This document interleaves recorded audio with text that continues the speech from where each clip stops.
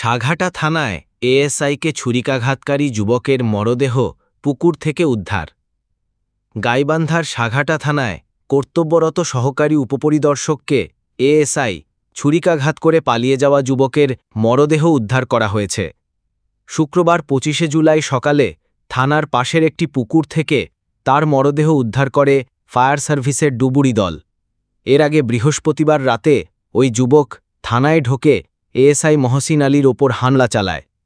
Police ও প্রত্যক্ষদর্শীরা জানান, রাত 10:30টার দিকে ২৫ থেকে ৩০ বছর বয়সী এক যুবক থানার ভেতরে ঢোকে দায়িত্বরত কনস্টেবল সিরাজুল ইসলামের রাইফেল কেড়ে নেওয়ার চেষ্টা করে। এ সময় এএসআই মহসিন আলী বাধা দিতে গেলে যুবকটি তাকে ছুরিকাঘাত করে পালিয়ে যাওয়ার চেষ্টা করে। পালানোর সময় সে থানার পেছনের সাঘাটা পাইলট উচ্চ বিদ্যালয়ের পুকুরে ঝাঁপ দেয়। ঘটনার পর পুলিশ ও স্থানীয়রা রাতভর পুকুরে তল্লাশি চালালেও তাকে খুঁজে পায়নি। পুকুরের চারপাশ ঘিরে রাখায় হামলাকারী যুবক পালিয়ে যেতে পারেনি বলে ধারণা করা হচ্ছে। পরে শুক্রবার সকালে রংপুর থেকে ফায়ার সার্ভিসের ৪ জনের একটি ডুবুরি দল এসে পুকুরের কচুরিপানার নিচ থেকে যুবকের মরদেহ উদ্ধার করে।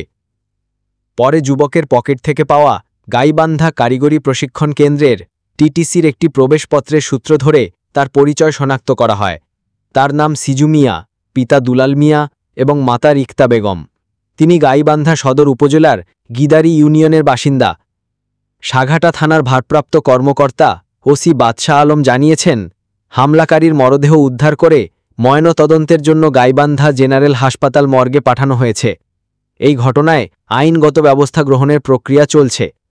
এদিকে আহত এএসআই মহসিন আলীকে রাতেই সাঘাটা উপজেলা স্বাস্থ্য কমপ্লেক্সে ভর্তি করা হয়েছিল এবং তিনি বর্তমানে শঙ্কামুক্ত রয়েছেন বলে চিকিৎসকরা জানিয়েছেন। এই ঘটনাকে কেন্দ্র করে এলাকায় চাঞ্চল্যের সৃষ্টি হয়েছে এবং পুলিশ বিষয়টি তদন্ত করছে।